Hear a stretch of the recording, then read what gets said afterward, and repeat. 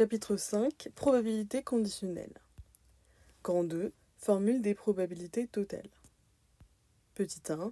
Arbre pondéré. Définition.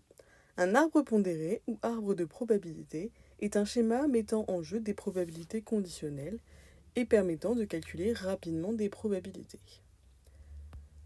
Un arbre de probabilité respecte des propriétés. Voici la première. La somme des probabilités des branches issues d'un nœud est égale à 1. Deuxième propriété, la probabilité de l'événement à l'extrémité d'un chemin est égale au produit des probabilités des branches composant ce chemin. Troisième propriété, la probabilité d'un événement est égale à la somme des probabilités des chemins conduisant à cet événement. Remarque, lorsque cela n'est pas demandé, il est toujours bon de construire un arbre de probabilité. Deuxième remarque, l'événement lu à l'extrémité d'un chemin est l'intersection des événements rencontrés sur ce chemin. Exemple, on considère l'arbre pondéré ci-dessous. Grâce à cet arbre de probabilité, nous allons calculer la probabilité de C, la probabilité de A inter D, ainsi que la probabilité de P de D. Dans un premier temps, nous allons compléter les valeurs manquantes sur l'arbre pondéré qui se trouve à gauche de l'écran. Pour ce faire, nous allons utiliser la règle des nœuds, qui dit que la somme des probabilités des branches issues d'un nœud est égale à 1.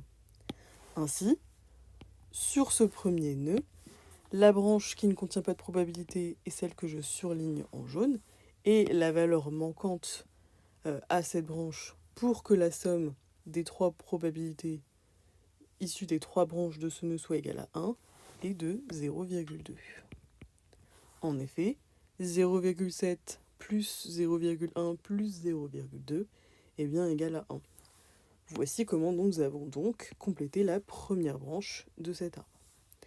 Intéressons-nous maintenant à la probabilité manquante sur la branche rouge que je surligne en jaune.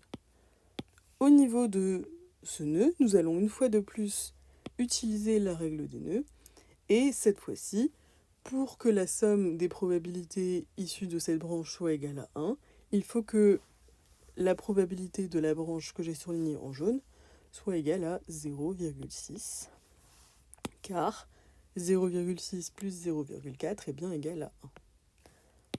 Enfin, dernière probabilité manquante sur notre arbre est celle qui se trouve sur la branche que je surligne en jaune, la branche qui était bleue à l'origine. Au niveau de ce nœud, nous avons trois branches et la somme des trois probabilités doit être égale à 1. Pour ce faire, il me manque également une probabilité de 0,6. Car 0,6 plus 0,3 plus 0,1 nous donne bien 1. Nous avons donc ainsi complété toutes les probabilités manquantes sur notre arbre. Nous allons donc ainsi pouvoir calculer les trois probabilités de la droite de l'écran grâce à notre arbre. Première probabilité à calculer, donc il s'agit de la probabilité de C. La probabilité de l'événement C est la probabilité que je vais lire sur la branche qui se trouve à gauche du C sur mon arbre de probabilité, à savoir sur cette branche-là. Il s'agit donc de la probabilité 0,2 que j'ai définie précédemment. Je vais donc écrire que P de C est égal à 0,2. Je cherche donc à calculer maintenant, dans un deuxième temps, P de A inter C. Et je vais me servir de la deuxième propriété énoncée tout à l'heure, qui est que la probabilité de l'événement à l'extrémité d'un chemin est égale au produit des probabilités des branches composant ce chemin. Ainsi, si je cherche à calculer P de A inter C, je vais me déplacer sur mon arbre de probabilité sur le chemin que je surligne en jaune. C'est-à-dire que je passe d'abord par la branche A, puis par la branche issue de D. La probabilité est donc égale au produit des probabilités des branches composant ce chemin.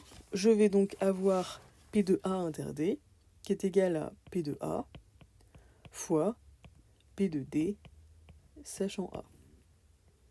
Autrement dit, 0,7 fois 0,4, qui nous donne 0,28. Enfin, intéressons-nous à la dernière probabilité, P de D.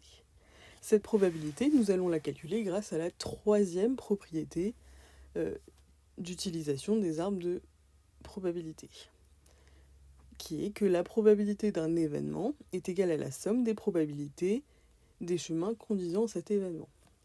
Donc, lorsque je cherche à calculer P de D, je vois sur mon arbre que deux chemins mènent à l'événement D.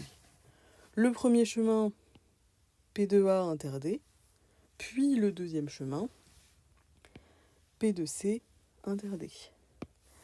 Si la probabilité est la somme des probabilités de ces chemins, je vais dire que P de D est donc égal à P de A inter D plus P de C inter D. Je n'oublie pas comment on calcule la probabilité d'une intersection. Je le fais de la même façon que pour la probabilité qu'on a calculée juste au-dessus. P de A inter D, je connais déjà sa valeur, je sais que c'est 0,28. Il me reste à calculer P de C inter D. P de C inter D, c'est donc la probabilité, c'est donc le produit des probabilités des branches composant le chemin de C inter D, soit 0,2 fois 0,5, pour un total final d'une probabilité de 0,38. Ainsi, j'ai calculé toutes les probabilités de mon exemple. Application 3, utiliser un arbre de probabilité. On considère une expérience aléatoire et deux événements A et B tels que P de A égale 0,6, P de B sachant A égale 0,7 et P de B sachant A bar égale 0,2. Première question, construire un arbre de probabilité complet représentant cette expérience. Donc, avec les données qui me sont données dans l'énoncé, je vois que je vais avoir deux niveaux de branches pour mon arbre. Le premier niveau entre les événements A et A bar, puis un deuxième niveau de branche avec l'événement B qui succède l'événement A.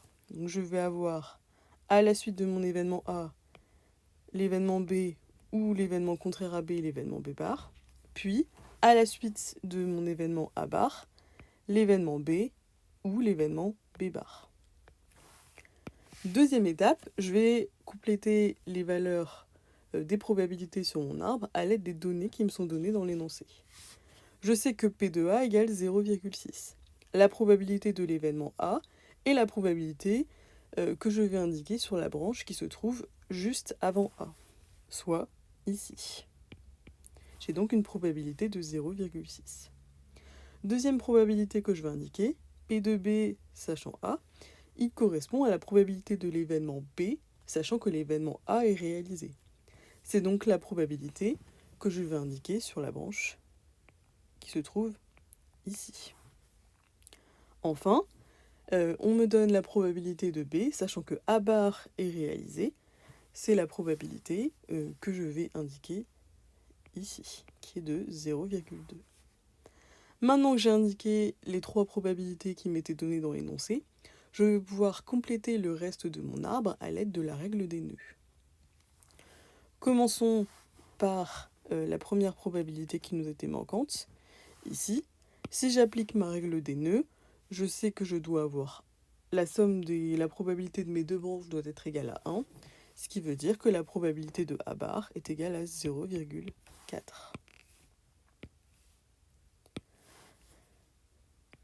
Si je m'intéresse à la probabilité de B bar sachant A réalisé, j'applique ma règle des nœuds, je sais que cette probabilité doit donc être égale à 0,3. Enfin, si je m'intéresse à la probabilité de B bar sachant que A bar est réalisé, lorsque j'applique ma règle des nœuds, je dois compléter par la valeur 0,8 pour que ma règle des nœuds soit appliquée et pour que la somme de ces deux probabilités soit égale à 1. J'ai donc complété mon arbre complet. Je vais pouvoir répondre à la deuxième question. Déterminer la probabilité de l'événement A inter B. Je rappelle que La probabilité de l'événement à l'extrémité d'un chemin est égale au produit des probabilités des branches composant ce chemin. Si je m'intéresse à l'événement A inter B, je passe par le chemin A, puis par le chemin B, que je viens de surligner en jaune. Ce qui veut dire que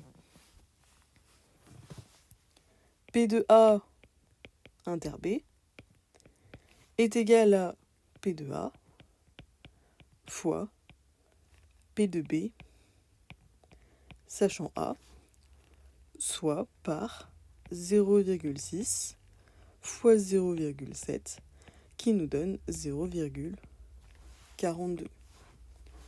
Le résultat que je voulais obtenir.